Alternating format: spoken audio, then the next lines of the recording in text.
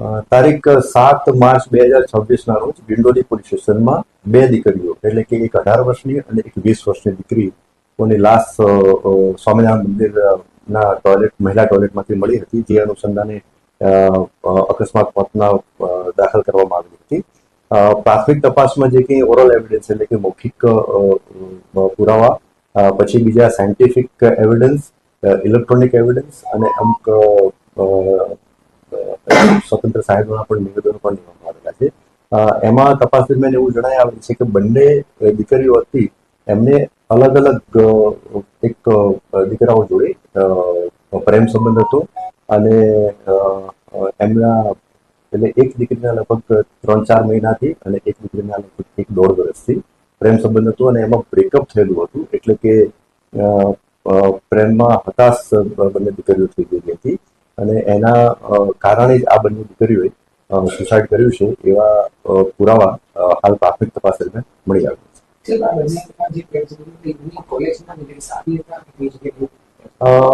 મેં જેમ આપને વાત કરી એમ કે 7 તારીખે બનાવ દાખલ થયેલો છે અને 2 દિવસ હજુ તો તપાસ થયેલી છે. તપાસ પ્રારંભિક તબક્કામાં છે.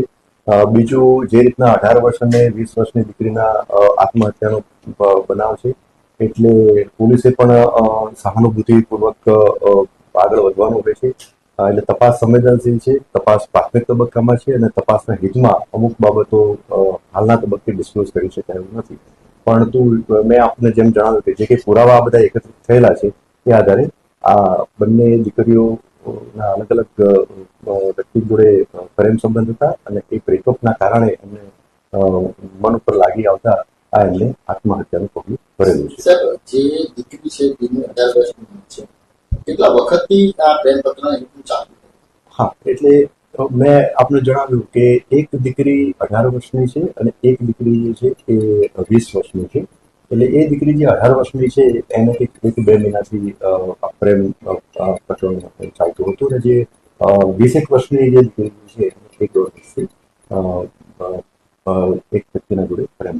સર, પહેલી તરફથી કોઈ ત્રાસ આપવામાં આવતો હોય કે ખોટી રીતના બ્રેકઅપ કરવામાં આવતો હોય એવી કોઈ એવિડન્સ મળી આવી જેથી કરીને દીકરી હતાશ થઈને આ પગલું ભર્યું?